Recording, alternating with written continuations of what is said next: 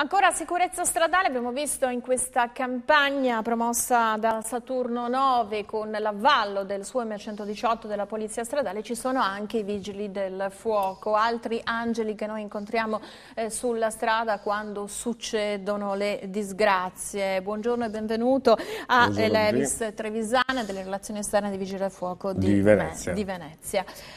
È rassicurante vedere la sua divisa come prima quella di Elisa Saccoman, sono vestizioni che ci danno tranquillità perché dove ci siete voi purtroppo ci sono le tragedie più terrificanti ma c'è anche la speranza, c'è anche la salvezza, c'è anche il soccorso. Un po' come chiedevo ad Elisa, si aveva come un po' la sensazione che queste stragi del sabato sera fossero diminuite, invece non è così, tant'è vero che partecipare ad una campagna così forte, così massiccia, vuol dire che è anche una vostra risposta a dire basta a quello che vedete tutti i giorni. Assolutamente sì.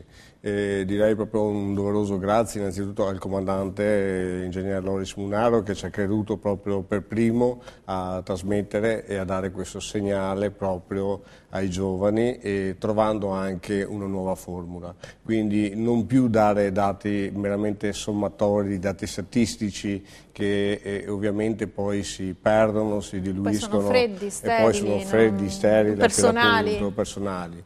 Ma abbiamo cercato di trovare assieme appunto grazie a Saturno 9 in collaborazione con la Polizia di Stato e quindi Polizia Stradale con il suo M118 di Mestre Venezia e quindi una nuova formula, quindi trovare un nuovo linguaggio per parlare con i giovani.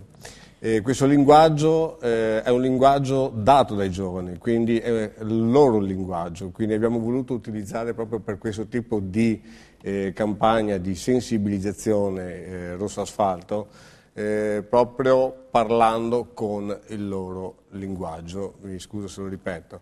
Però quali sono le caratteristiche del loro linguaggio? Come deve essere? Immediato, feroce, senza veli?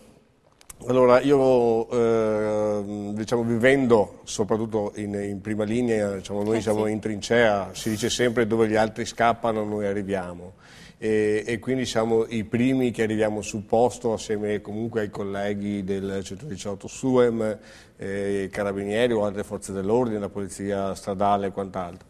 Sì, ma siete voi che tagliate le lamiere per tirare fuori assolutamente le persone? Sì, diciamo che allora, in termini di linguaggio, il linguaggio non, dal punto di vista mio, come i dati statistici che sono sterili, non deve essere aggressivo, ma bisogna investire molto nella prevenzione in termini di sicurezza.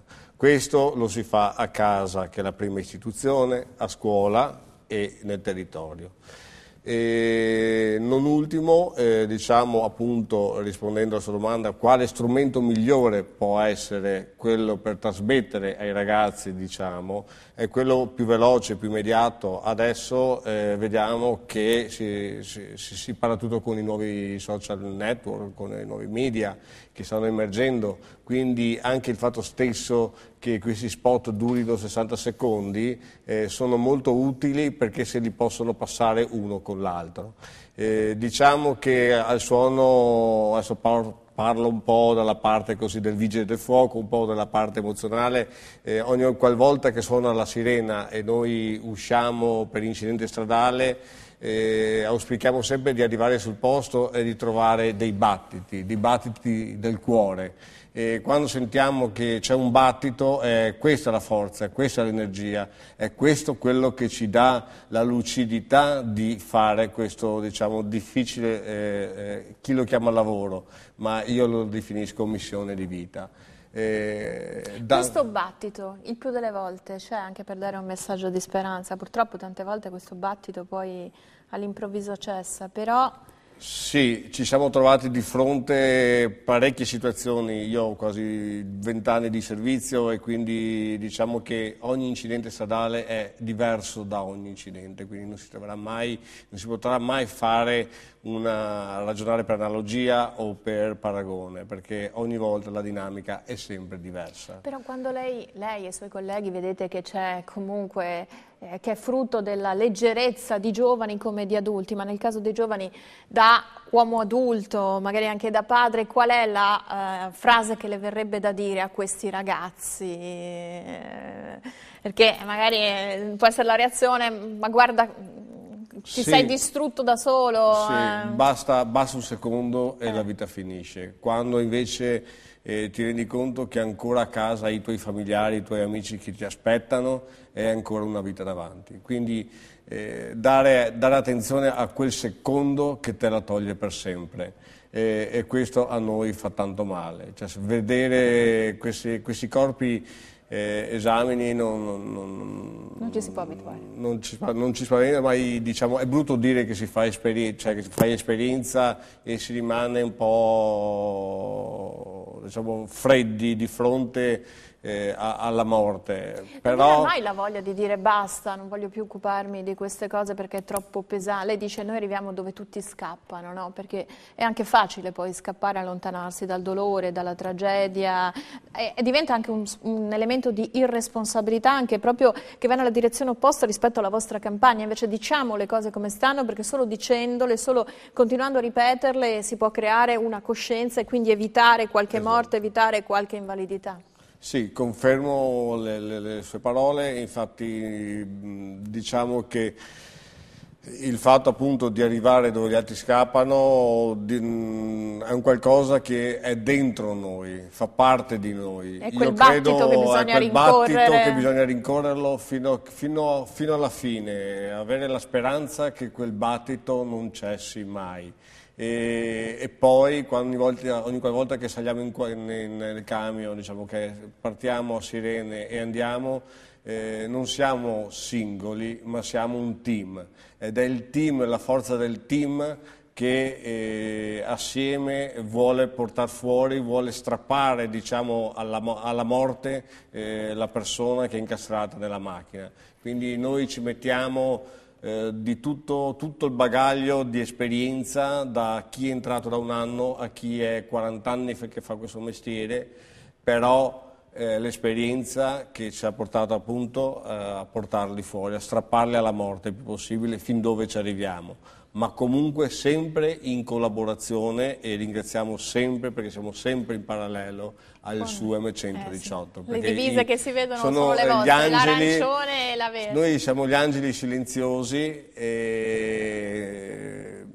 e quindi diciamo che il nostro motto è di stare tra la gente e per la gente. Quindi... Lei diceva una cosa, prima parlava dei social network e forse possiamo anche lanciare un altro monito. Questa campagna che stiamo presentando oggi è contro l'eccesso di velocità, contro la guida in stato di ebbrezza, contro la guida sotto l'effetto di sostanze stupefacenti, ma c'è anche un'altra minaccia per la proprio l'utilizzo degli smartphone, di mandare SMS, cioè farsi distrarre dalla tecnologia mentre si guida o magari mentre si è in macchina con chi guida. Questo è uno strumento, qualcuno dice si dovrebbero schermare le autovetture, uno entra, non è connesso con nessuno e pensa solo a guidare. Potrebbe essere una soluzione?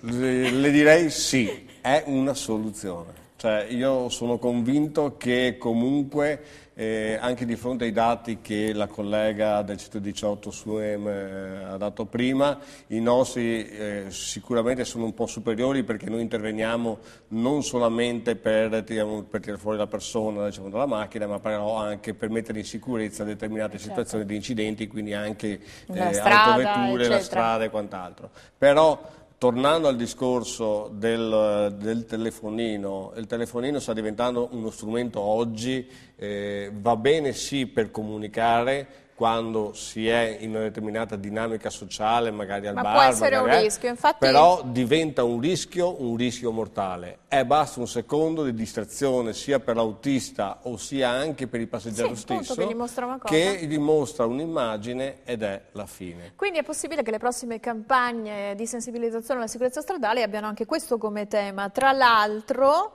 devo ricordare che c'è anche in lavorazione uno spot dove sono protagonisti gli studenti dell'Università dell'Università di Padova, proprio perché non viene mai meno il contributo alla comunicazione sociale per la sicurezza stradale, e anche un altro video che dovrebbe chiamarsi Reverse, dove appunto la sicurezza è sempre in primo piano.